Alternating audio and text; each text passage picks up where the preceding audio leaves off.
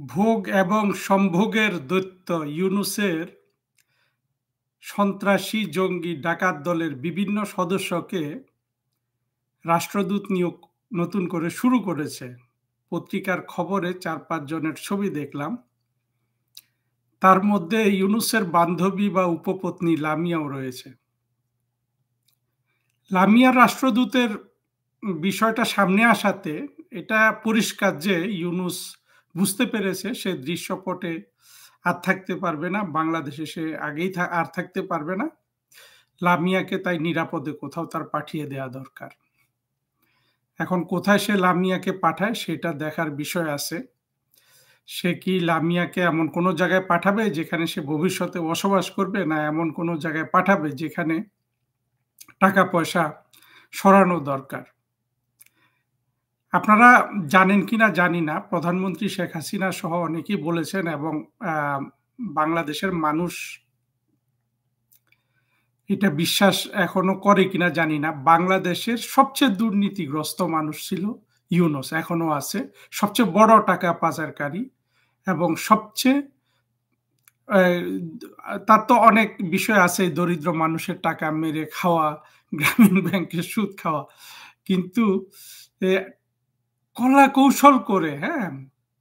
বাংলাদেশের টাকাগুলোকে বিদেশে ইনভেস্ট করার যে পদ্ধতি ইউনূস জানে, এই ব্যাপারে বাংলাদেশের কোনো মানুষের সেই জ্ঞান নাই। বাংলাদেশের আম যারা কি বলে অর্থনৈতিক গোয়েন্দা নিয়ে পড়াশোনা করে, তাদেরও শক্তি নাই ইউনূসের এই সম্পদের হিসাব বের করার। আমরা শুধু যেটুকু জানি সেটা যেটা পাবলিক ডোমেইন এ আছে।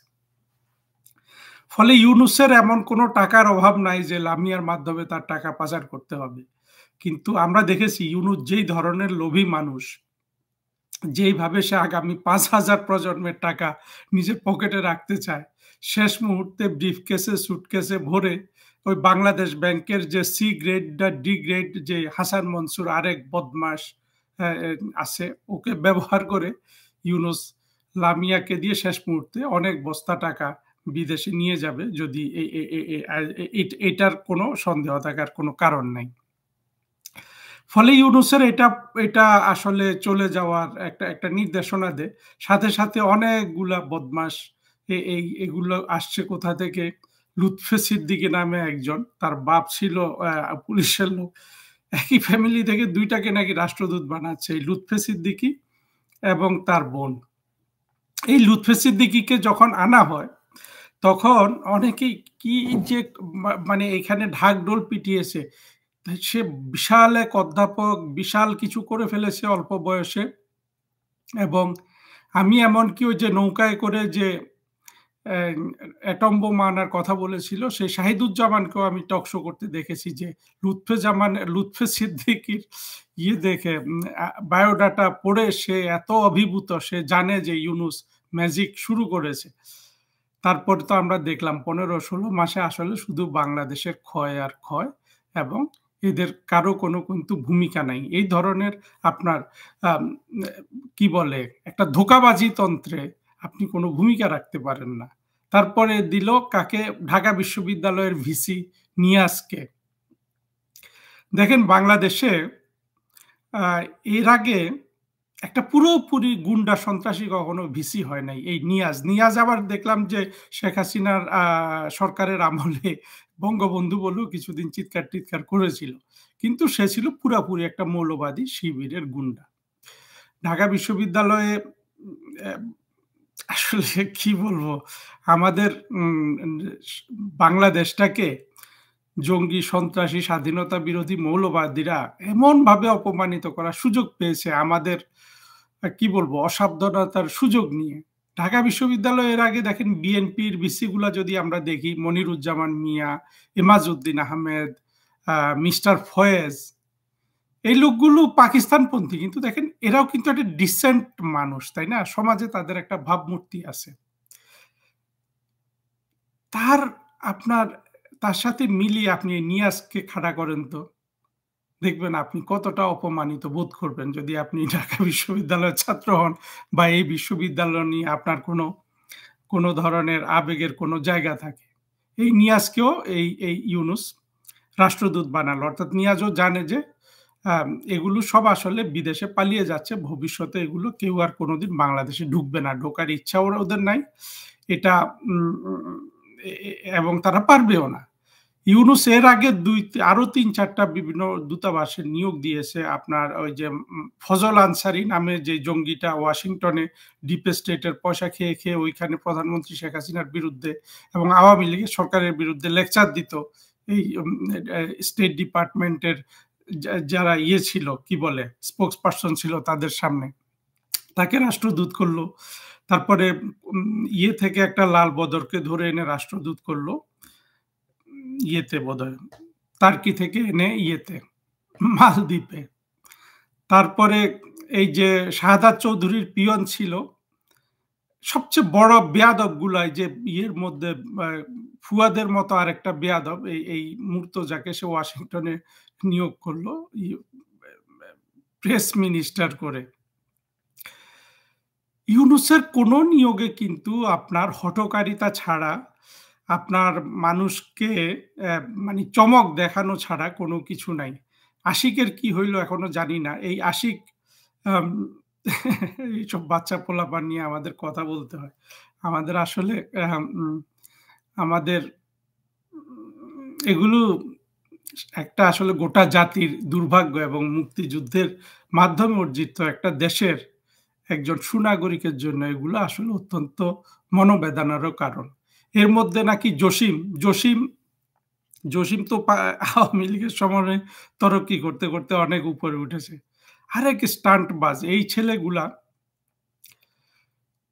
এই জসিম নাকি এখন কানাডাতে এসে, দেখা যাক জসিমের পরিণতি কি হয়। বাংলাদেশের কূটনৈতিক সার্ভিসটা আসলে দেখেন, এটা আমাদের একটু বোঝা দরকার। আমি ইউনূসের এই নিয়োগগুলা নিয়ে বেশি কিছু বলতে চাই না। ইউনূসের পুরা ডাকাত বাহিনী এখন পালানোর জন্য প্রস্তুতি নিচ্ছে মনে হয়। থাকার অনেক চেষ্টা করেছে। ইউনূসের সবকিছুর মধ্যেও থাকার আরেকটা চেষ্টা আছে, কারণ সে বিভিন্ন জায়গায় কৌশলটা করেছে। এই কৌশলকে কেউ বলেছে ইউনূস গলায় নিজে ফাঁস পড়েছে, কেউ বলেছে যারা ইউনূস এমন এক কৌশল করলো সেখানে আবার জামাত, বিএনপি ইত্যাদি ইত্যাদি সবাই কুপোকাত। কিন্তু মূল জিনিস হলো যে এরা সবাই আমাদের মুক্তিযুদ্ধ বিরোধী, স্বাধীনতা বিরোধী, এরা পাকিস্তানপন্থী, এরা বাংলাদেশটাকে দখল করে 15, 16, 18 মাসের মধ্যে বাংলাদেশের অর্থনৈতিক মেরুদণ্ডটা ভেঙে দিল। মুখে অনেক বড় বড় কথা বলে, কিন্তু মানুষ দেখবেন আগামী বছর, এর পরের বছর এদের দারিদ্র বাড়তে থাকবে, সবই বাড়তে থাকবে। মাঝখান দিয়ে তারা একটা বড় সুযোগ পেয়ে গেল। এই সুযোগটা কেন পেল সেটা নিয়ে একটু আমাদের কিছু জিনিস আসলে স্মরণ করা যেতে পারে। সুযোগটা পেরেছে কারণ হলো যে আমাদের মুক্তিযুদ্ধের পক্ষের আমাদের যে শক্তি, বঙ্গবন্ধু থেকে প্রধানমন্ত্রী শেখ হাসিনা সরকারগুলো, এবং এর বাইরে বিএনপি তো সেটাই নীতি। অর্থাৎ বাংলাদেশে পাকিস্তানি মুসলমান তৈরির যে একটা পদ্ধতি শুরু করেছিল, বিশেষ করে জামাত এবং হেফাজত মিলে, এই পদ্ধতিটা বিএনপির সরকারগুলো ত্বরান্বিত করেছে। আওয়ামী লীগের সরকার এটা যে বন্ধ করা দরকার, সেই ব্যাপারে তারা কোনো আসলে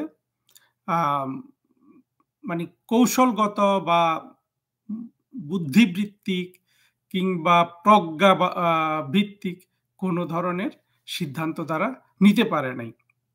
ফলে বাংলাদেশে এমন একটা মুসলমান শ্রেণী তৈরি করেছে, যেমন ধরুন এই যে পররাষ্ট্র সচিব জসিম। এখন জসিম তো মদ খায়, জসিম তো কবিতা লেখে, যদিও জসিমও কবিতা লেখে। তো এই ধরনের লোক, যে এরা যে পাকিস্তানপন্থী, এইটা বোঝার আমাদের নতুন করে একটা সুযোগ এনে দিয়েছে 24-এর আপনার এই জঙ্গি আন্দোলন। আমরা মনে করি যে পাকিস্তানে কিন্তু দুটো শ্রেণী আছে। পাকিস্তান যারা শাসন করে এরা সবাই কিন্তু নাস্তিক। এরা ধর্মটাকে ব্যবহার করে দরিদ্র মানুষগুলোকে কন্ট্রোল করার জন্য, জঙ্গিদেরকে ব্যবহার করে ভারতের বিরুদ্ধে, এবং মাঝে মধ্যে জঙ্গিদের হাতে নিজেরাও মার খায়। কিন্তু জঙ্গিরা যখন মারতে আসে দেখবেন পাকিস্তান খুব নিষ্ঠুরভাবে জঙ্গিদের কিন্তু হত্যা করে। এবং ভারত সেটা পারে না। ভারতের কোনো জায়গায় আসলে কোনো ধরনের বলিষ্ঠ সিদ্ধান্ত আমরা আসলে সেইভাবে দেখি না। কারণ হলো ভারত আসলে মূলত একটা গণতান্ত্রিক রাষ্ট্র, গণতন্ত্র চর্চা করে।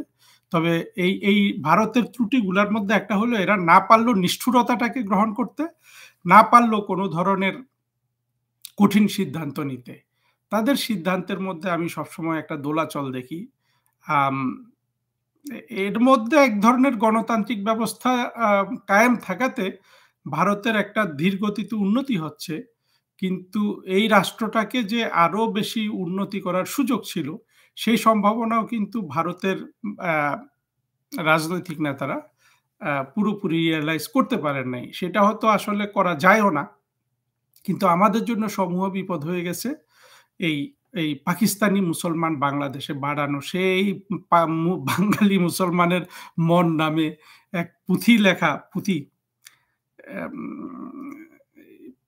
লিখলো যে আহমদ ছফা পুঁথি লিখে সেখান থেকে কিছু শাগরেদ তৈরি করলো সলিমুল্লাহ খান-টান। এরা সবাই পাকিস্তানি মুসলমান তৈরিতে বাংলাদেশে ভূমিকা রেখেছে। এই পাকিস্তানি মুসলমানগুলা আমরা কিন্তু ২৪ জঙ্গি উত্থানের আগে আমরা এক ধরনের ধারণা করতাম যে পাকিস্তানি মুসলমান শুধুই এই যে কাজী ইব্রাহিম আর কি বলে তারেক মনোয়ার বা জামাতের আমরা যাদেরকে দেখি, যাদের কাছে হলো যে আপনার আল্লাহর নামে, নবীর নামে দুনিয়ার সব ধরনের অপকৌশল, সব ধরনের অপকর্ম, সব ধরনের আপনার অমানবিকতা, সব ধরনের আপনার কি বলবো? যত ধরনের কুচক্র, ষড়যন্ত্র আছে সবকিছু কিন্তু এরা আল্লাহর নামে, নবীর নামে এরা মনে করে যে এটা জায়েজ। যতদিন না ওরা ওদের মূল উদ্দেশ্য দ্রুত মরে যাওয়া এবং অ্যা যেই এই মরে যাওয়ার জন্য যেইটাকে ওরা এই পৃথিবীর উদ্দেশ্য তৈরি করে সেটা হলো রাষ্ট্র ক্ষমতা দখল করা। এই প্রক্রিয়াতে এই প্রক্রিয়া ২ টা অর্জন করার জন্য মিথ্যা বলার বা কোনো ধরনের আপনার অনৈতিক এবং ন্যায় নীতিহীন কাজ করার এগুলোতে কোনো গুনাহ নাই, পাপ নাই। পাশাপাশি এই জঙ্গি যারা তৈরি করেছে জামাত হেফাজত মিলে এই যে মুসলমান শ্রেণীটা অর্থাৎ পাকিস্তানি মুসলমান, এদেরকে পাকিস্তানের যে আপনার শাসক শ্রেণী আছে যেটা নাস্তিক একেবারে মোটা দাগে আপনি বলতে পারেন নাস্তিক। এই শ্রেণীর একটা নাস্তিক শ্রেণী যখন এই বাংলাদেশের এই জামাত হেফাজত দ্বারা তৈরি পাকিস্তানি মৌলবাদী গোষ্ঠী বা মৌলবাদী জনসাধারণের নেতৃত্বকে বা এদের প্রাধান্যটাকে সমর্থন করে এক ধরনের আপনার পাকিস্তানের মতো একটা শাসক শ্রেণী এই মুসলমানদের মধ্যেও আমরা দেখতে পাই এবং এরা খুবই প্রিভিলেজড এবং দেখবেন একটা যদি মুক্ত চিন্তার ছেলে বা মেয়ে সে যদি পাকিস্তানি মুসলমান তাহলে কিন্তু তাকে এরা গিয়ে পেছন থেকে গিয়ে গর্দান কেটে হত্যা করে ফেলে বা হত্যা করার চেষ্টা করে। রাষ্ট্র এমনকি আওয়ামী লীগের আমলেও রাষ্ট্রের মধ্যে প্রজ্ঞা, মেধা সেই মিলনটা ছিল না, যেটা দিয়ে এদেরকে রক্ষা করার দরকার ছিল, যেটা রাষ্ট্রের নৈতিক দায়িত্ব। রাষ্ট্র দরকার হলে কোনো কারণে কারো বিচার করতে পারে। যদিও আমি বিচারের এখানে কিছু দেখি না। কিন্তু বাংলাদেশের এই জামাত এবং হেফাজত দ্বারা তৈরিকৃত মুসলিম আওয়ামী লীগেও এত ব্যাপক সংখ্যক যে দলকে আমি এখন সমর্থন করছি কারণ যারা সারা বাংলাদেশের কোনো ভবিষ্যতে কোনো উপায় নাই। ফলে কথা সাবধানে বলতে হয়। কিন্তু মূল কথা হলো যে তাদের জায়গা কিন্তু বাংলাদেশ দেয় নাই। কিন্তু শেখ হাসিনা তো বদরুদ্দিন উমরকে সেভ করছে। দেখেন বদরুদ্দিন উমর, সলিমুল্লাহ খানও যে আস্তিক আমার মনে হয় না, নাস্তিকই মনে হয়। সলিমুল্লাহ খান, ফরহাদ মজ্জার, দেখেন ফরহাদ মজ্জার কিন্তু লিভ টুগেদারই করেছে। এখনো করে কিনা জানি না।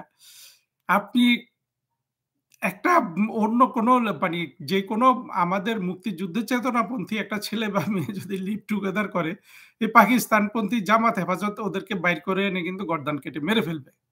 ফরহাদ মজ্জারকে কিন্তু ওরা মারবে না। দেখেন চীনের মতো এক দেশ দুই নীতি চালাচ্ছে। এবং অসংখ্য এই পাকিস্তানের শাসক শ্রেণী এই মানে শাসক শ্রেণীর মতো একটা গোষ্ঠী বাংলাদেশে কিন্তু তৈরি হয়েছে এবং এদের মূল কনস্টিটিউয়েন্সি ছিল এই জামাত হেফাজতের মুসলমানগুলা এবং এদের শিরোমণি হইল এই ইউনুস। ইউনুস তো নাস্তিক, তাই না? লামিয়া ইউনুস এরা যা করে প্রকাশ্যে এবং নীরবে এবং এবং পর্দার আড়ালে এবং সম্মুখে, এতে কিন্তু হেফাজত জামাত এদের কিন্তু কোনো সমস্যা নেই। অর্থাৎ হেফাজত জামাত মিলে বাংলাদেশে যেই শ্রেণীটা তৈরি করেছে এই শ্রেণীটাই বাংলাদেশের পররাষ্ট্র মন্ত্রণালয়কে আপনার ইয়ে করে এসছে সবসময় এই ডমিনেট, মানে এটাই হলো এই মুসলমানগুলাই যাদের আসলে কোনো মনের মধ্যে কোনো আলো নাই, এদের নানান জিনিস আছে, এরা কেউ এদের গলা ভালো, এরা সুন্দর করে কথা বলতে পারে, এরা এটা সেটা, এদের না আছে কোনো ধরনের আপনার সৃজনশীল পড়াশোনা, না আছে সৃজনশীল কূটনীতির কোনো ধরনের ধারণা, এদের না আছে কোনো আপনার সত্যিকারে বাংলাদেশের স্বাধীনতা যুদ্ধের যে চেতনা, সেই চেতনায় আলোকিত মানুষ হওয়ার তো সুযোগই নেই। এরা তো গড়েই উঠেছে পাকিস্তানি মুসলমান হিসেবে, অর্থাৎ বাংলাদেশের পররাষ্ট্র মন্ত্রণালয়টা সবসময় পাকিস্তানি মুসলমানদের দখলে ছিল এবং সেখানে আপনার যেমন নাস্তিক ছিল, আস্তিক ছিল, ধরেন নাস্তিক ছিল জসিম, আস্তিক ছিল রিয়াজ হামিদুল্লাহ এখন দিল্লিতে কি বলে ইউনুসের হাই কমিশনার। এরা মিলে সবসময় পররাষ্ট্র মন্ত্রণালয় চালিয়েছে। অথচ আমাদের দরকার ছিল, দেখেন বাংলাদেশটাকে যদি মুক্তিযুদ্ধের ধারায় নিয়ে আসতে হয়, বাংলাদেশের কয়েকটা মন্ত্রণালয়ে সবসময় আপনার যারা প্রশাসক হিসাবে নিযুক্ত হবেন রাজনৈতিক দল থেকে, আওয়ামী লীগ থেকে, তারা যদি মুক্তিযুদ্ধের চেতনায় নিজেরা যদি সত্যিকার অর্থের শৈথিল্য দেখান, তাহলে আর সেই মন্ত্রণালয়গুলোকে ফিরে আনতে পারবেন না। আমি শুধু পররাষ্ট্র মন্ত্রণালয়ের কথা কিছু আপনাদেরকে বলি, যেমন ধরেন প্রধানমন্ত্রী শেখ হাসিনা যখন 2009 সালে ক্ষমতা গ্রহণ করেন, তখন দীপু মনি হলেন পররাষ্ট্র মন্ত্রী আর মিজানুল কায়েসকে করা হলো পররাষ্ট্র সচিব। মিজানুল কায়েসের বাংলাদেশের মুক্তিযুদ্ধের চেতনায় বিশ্বাস এবং সেই ধরনের একজন মানুষ হওয়ার চেতনা ছিল, কিন্তু দেখেন মুক্তিযুদ্ধের চেতনায় আপনার চেতনা যদি মুক্তিযুদ্ধের চেতনাও থাকে, শুধু সেটা দিয়েও আপনি নাগরিক হিসাবে সেটা ঠিক আছেন, কিন্তু আপনি যদি কোনো প্রশাসনিক পদ গ্রহণ করেন, তখন কিন্তু আপনাকে ওই চেতনা বাস্তবায়ন করতে হবে। চেতনা বাস্তবায়ন করতে গেলে আপনাকে সর্বপ্রথম যেই জায়গাটায় আপনাকে শুদ্ধ হতে হবে, সেটা হবে অর্থলোভ থাকা যাবে না। অর্থলোভ যদি থাকে, আপনি চেতনা বাস্তবায়ন করতে পারবেন না। আর বাংলাদেশে জামাত হেফাজত মিলে যে মুসলমান শ্রেণী তৈরি করেছে, অর্থাৎ যে স্বাধীনতা বিরোধী মৌলবাদী শ্রেণী, যেই একটা ইউনিক মুসলমান শ্রেণী, যেটা সারা বিশ্বের খুব কম দেশে এই ধরনের হৃদয়ে ঘৃণা ধারণ করে এবং দুনিয়ার সব ধরনের অপকর্মকে জায়েজ মনে করে, এই ধরনের মুসলমান শ্রেণী পৃথিবীর খুব বেশি দেশে কিন্তু নাই। এই মুসলমান শ্রেণীকে যদি আপনি ঠিক করতে হয়, আপনি যদি মন্ত্রী হন, আপনি যদি সচিব হন, আপনার শুধু মুক্তিযুদ্ধের চেতনাটা মনের মধ্যে থাকলেই হবে না, আপনার অর্থনৈতিক লোভটা কমপক্ষে সীমিত হতে হবে। কারণ এই লোভে যদি আপনি পেয়ে বসে যায়, হ্যাঁ, এই দুটো যদি আপনার থাকে, অর্থাৎ টাকা রোজগারের ধান্দায় আপনি চলে গেলে, আপনি আর আপনার চেতনা বলুন, আপনার আদর্শ বলুন, সেটা আপনি বাস্তবায়ন করতে পারবেন না। মিজানুল কায়েস বিএনপির সময় 5-6 বছর রাস্তায় রাস্তায় ঘুরছে, ওএসডি হয়েছিল বা বিভিন্ন ধরনের অপমানিত হয়েছে, ফরেন সেক্রেটারি হয়ে সে উসুল করার জন্য বসে গেল যে তাকে টাকাগুলো উদ্ধার করতে হবে। আর মিজানুল কায়েসের দুর্ভাগ্য হলো সে এমন একটা মন্ত্রণালয়ের সচিব, সেখানে চাইলেই ওই যে প্রবাসী কল্যাণ মন্ত্রণালয়ের সচিবের মতো বা হোম সেক্রেটারির মতো বা অন্য এলজিআরডি সচিবের মতো কিংবা স্বাস্থ্য সচিবের মতো রাতারাতি শত কোটি টাকা বানিয়ে ফেলা যায় না। ফলে সে তার সাধ্যমতো চেষ্টা করেছে। আর সে সাথে সাথে তখনকার পররাষ্ট্রমন্ত্রী দীপু মনির সাথে সে পার্সোনাল ক্লিকে চলে গেছে। অর্থাৎ দীপু মনি আর এই ইয়েকে কি বলে, দীপু মনির সহ্য হয় না মিজানুল কায়েসকে, মিজানুল কায়েসের সহ্য হয় না দীপু মনিকে। ফলে এই দীপু মনির যে কূটনৈতিক ক্যাপাসিটি বা ইন্টেলেকচুয়াল ক্যাপাসিটি যেটা মানে পররাষ্ট্র মন্ত্রণালয় থেকে আসার কথা ছিল, সেটা এসছে এই রিয়াজ হামিদুল্লাহদের মাধ্যমে। যেগুলো পুরোপুরি একটা হলো রিয়াজ হামিদুল্লাহ পাকিস্তানি জঙ্গি, সুফিউর রহমান এই লোকগুলা। এবং এর এর এই পরিস্থিতিটা তৈরি করে দিয়েছে মিজানুল কায়েস। চিন্তা করেন, প্রধানমন্ত্রী শেখ হাসিনা বা সজীব ওয়াজেদ জয়, আমি আসলে তাদের জন্য ভিডিও করি। আমার ভিডিওতে কত লাখ, কত হাজার, কতশো ভিউ হলো, এগুলার চেয়েও বড় দরকার হলো যে যদি প্রধানমন্ত্রী শেখ হাসিনা, আমাদের ভবিষ্যৎ নেতা সজীব ওয়াজেদ জয়, ইনারা যদি আমার ভিডিওগুলা শুনেন, তাদের একটা ইনসাইট গ্রো করবে কিভাবে তাদের নিজেদের দলের লোকজন নিজেরা অভ্যন্তরীণ মারামারি, ছোটখাটো বিবাদ নিয়ে, লোভ লালসা নিয়ে, হ্যাঁ, নিজেরা মারামারি করে একটা রাস্তা তৈরি করে এই অশুভ শক্তি পাকিস্তানি মুসলমানগুলোর জন্য। সেইটা তাদের বোঝা উচিত। সেইটা যদি আমাদের দেখতে হয়, এই ফরেন মিনিস্ট্রিতে সবচেয়ে উজ্জ্বল উদাহরণ ছিল দীপু মনি আর এই মিজানুল কায়েসের মারামারি দেখা। যাই হোক, এখন মন্ত্রী যেহেতু শক্তিশালী, শেষ পর্যন্ত মিজানুল কায়েস টিকতে পারে নাই। মিজানুল কায়েসের পরে নিয়ে আসলো ইয়েকে, শহীদুল হককে। শহীদুল হক সম্পর্কে অনেক খারাপ কথা বলেছি অতীতে, এখন আর বলতে চাই না। কিন্তু আমি শেখ হাসিনাকে জিজ্ঞেস করতে চাই, আপনি বা এই সজীব ওয়াজেদ জয়কেও জিজ্ঞেস করতে চাই যে আপনারা এই যে এই শহীদুল হক ভারতে কোথায় গিয়ে দিল্লি বিশ্ববিদ্যালয়ে বঙ্গবন্ধু চেয়ার দখল করেছিল। হ্যাঁ, আজকে আজকে শহীদুল হক কোথায়? বঙ্গবন্ধু চেয়ার কোথায়? পাকিস্তানি আপনাদের যেটা, এগুলো খুবই দুঃখের কথা। অর্থাৎ ভবিষ্যতে এখন তো আমরা দেখতে পাচ্ছি যে বিশ্ব মিডিয়াতে প্রধানমন্ত্রী শেখ হাসিনার জয় জয়কার। উনি অত্যন্ত ডিপ্লোম্যাটিক পদ্ধতিতে কৌশলগতভাবে যাচ্ছেন। সেটার সেটাকে সেটার ফল যে আমরা দেখতে পাচ্ছি যে সারা বিশ্বে কিন্তু এখন বিশ্ব নেতাদের মধ্যে সারা বিশ্বের মিডিয়াতে সবচেয়ে বড় ফোকাসে আছেন প্রধানমন্ত্রী শেখ হাসিনা। অর্থাৎ আওয়ামী লীগ যে দ্রুত, আর বাংলাদেশে দেখেন লকডাউনটা যেভাবে পালিত হলো, যেভাবে ইউনূস ভয় পেয়ে গেল, গুন্ডা পান্ডা সন্ত্রাসীরা ভয় পেয়ে গেল, এর মানে কি? মানে হলো যে খুব দ্রুত, হ্যাঁ, সেই দ্রুতটা ৬ মাসে হবে না ২ বছরে হবে সেটা বলার সময় আমি আমি জানি না। কিন্তু খুব দ্রুত আওয়ামী লীগ কিন্তু ক্ষমতায় ফিরে আসছে। ক্ষমতায় ফিরে আসলে, হ্যাঁ, ক্ষমতায় ফিরে আসলে কোন জিনিসগুলা বাংলাদেশে আমাদের কাল হয়েছিল, সেই জিনিসগুলো আমাদের আসলে সবসময় এখনই হলো যে এই ভুলগুলা অ্যা এ নিয়ে বসে চিন্তা করার। সেই দিক থেকে আমরা দেখলাম যে এই ১ম ভুলটা শুরু হয়ে গেল এই মিজানুল কায়েস, দীপু মনি ২ জনেই মুক্তিযুদ্ধের পক্ষে, আওয়ামী লীগের সমর্থক, ঠিক আছে। কিন্তু এরা অভ্যন্তরীণ কোন্দলে দাঁড়িয়ে গিয়ে এই পররাষ্ট্র মন্ত্রণালয়ের আর কোনো সুযোগ তৈরি হয় নাই যে এই মন্ত্রণালয়টা মুক্তিযুদ্ধের চেতনায় আসার কোনো চেষ্টা করে। আসলে এখানে চেষ্টা করারই সুযোগ খুবই কম। পরে প্রধানমন্ত্রী শেখ হাসিনা যাদের পরবর্তীতে সচিব করেছেন, এই লোকগুলোর যোগ্যতা তো ছিল, অর্থাৎ ওইখানে যা কিছু ছিল। কিন্তু যোগ্যতা তো আসল জিনিস না। আসল জিনিস হলো যে আমাদের মুক্তিযুদ্ধের চেতনায় বাংলাদেশকে ফিরিয়ে আনা। অর্থাৎ আপনি ইমিডিয়েটলি যদি আপনি অ্যাম কি বলে, কোনো ধরনের বাছ বিবেচনা না করে যে কাউকে আপনি বড় একটা দায়িত্ব দিয়ে দেন, আপনার যেটা হবে কি? আপনার ইমিডিয়েট পারপাসটা সার্ভ হবে। কিন্তু দীর্ঘমেয়াদে যখন ২০২৪ এ যে অশনি বিপদটা আমাদের উপর ঘাড়ে এসে চাপলো, সেই সময়ে ওই লোকগুলাকে আপনি আপনি ওয়াকার হিসাবে আবির্ভূত হতে দেখবেন। সেক্ষেত্রে আমি বলব যে উম অ্যাম এই ভুলগুলা প্রধানমন্ত্রী শেখ হাসিনা, আবার ভবিষ্যৎ নেতা সজীব ওয়াজেদ জয়, তাদের আসলে আর করার সুযোগ নাই। সুযোগ নাই এইজন্য যে তখন হয় কি, এই আমাদের মতো নিরীহ মানুষ যারা শুধু মুক্তিযুদ্ধের চেতনা করে আমরা গলা ফাটাচ্ছি, হ্যাঁ?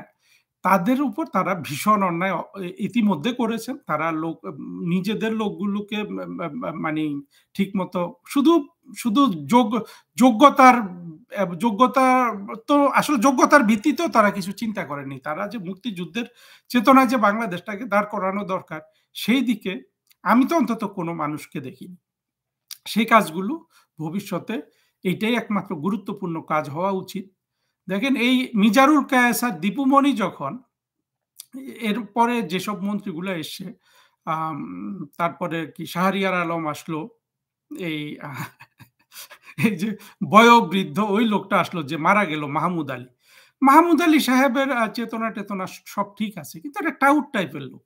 এবং আমি ম বে কোন আমি কিছুই দেখলাম না। এই লোকটা শুরু করল যে ইয়ে যে মুক্তিযুদ্ধের চেতনা সে পররাষ্ট্র নীতিকে ফিরিয়ে আনবে মুক্তিযুদ্ধের চেতনায়।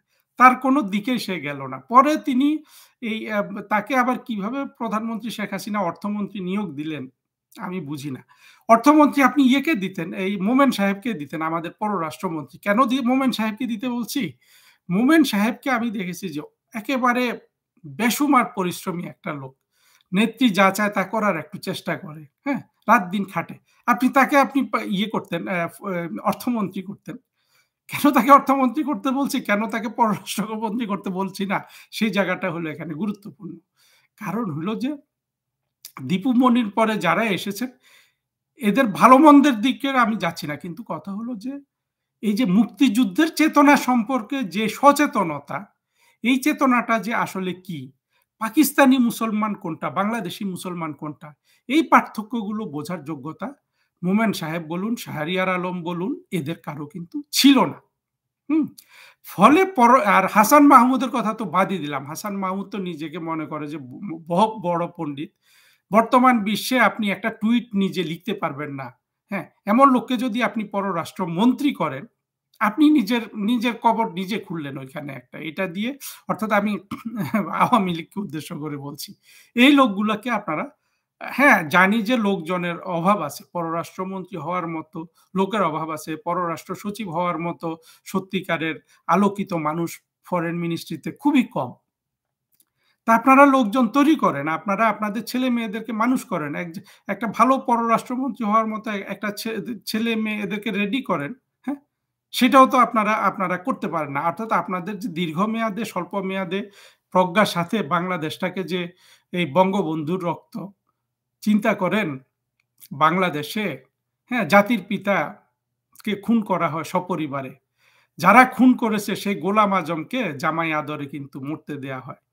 গোলাম আজম জেল খেটেছে, সব করেছে। কিন্তু গোলাম আজমের শান শওকত গুলা দেখেন জেলে সে কিভাবে ভোগ করেছে। হ্যাঁ? সেই দেশে প্রধানমন্ত্রী শেখ হাসিনা সজীব ওয়াজেদ জয়, আপনাদেরকে বলছি আপনারা কিন্তু অন্তত জাতির পিতার কথা চিন্তা করেও ভবিষ্যতে আর ওয়াকারের মতো কাউকে নিয়োগ দিবেন না। আর ফরেন মিনিস্ট্রিটা যেহেতু অলরেডি এটা একটা হাটহাজারি মাদ্রাসা, এখানে যে কেউ ইনরোড করতে পারে। এখানে এ আর সরকারগুলা তো রাষ্ট্রদূত নিয়োগ এইটা, অর্থাৎ যেই মন্ত্রণালয়টা হওয়ার দরকার ছিল বাংলাদেশের মুক্তিযুদ্ধের চেতনা বাস্তবায়নে ১ নম্বর শক্তি। কারণ বাংলাদেশের আর্মি কারো সাথে যুদ্ধ করবে না। আর আর্মির মধ্যে মুক্তিযুদ্ধের চেতনা সম্পন্ন অফিসার থাকলেও এটা যে দুঃসময়ে পরিপূর্ণভাবে পাকিস্তান গ্রহণ করে, সেটা আমাদের চোখের সামনে আছে।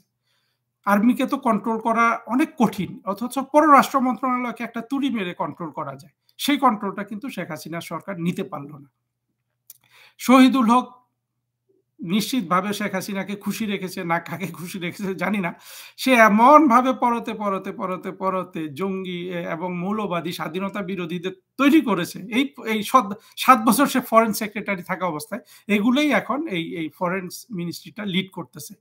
এই আসাদ আলম সিয়াম এখন যে ফরেন সেক্রেটারি, এগুলা সব শেখ হাসিনারই তৈরি জঙ্গি। অর্থাৎ শহীদুল হকের মাধ্যমে। তারপরে রিয়াজ হামিদুল্লাহ দিল্লিতে হাই কমিশন বা আরো নানান জায়গায় যারা আছে। সবার নাম বললে তো মানুষ আর চিনবে না, সেই নামগুলো আর বলতে চাই না। যে মন্ত্রণালয় প্রধানমন্ত্রী শেখ হাসিনার সবচেয়ে শক্ত হাতিয়ার হতে পারত, যদি উনি একটু বিবেচনা করে সেটাকে চালানোর ব্যবস্থা নিতেন। এই যে আমি আজকে এত কথা বলেছি, শেখ হাসিনার পক্ষে আমি একমাত্র দাঁড়িয়েছি এত বড় পররাষ্ট্র মন্ত্রণালয় থেকে। বিশ্বাস করেন, আজকে প্রধানমন্ত্রী শেখ হাসিনা হয়তো আমাকে চেনেন।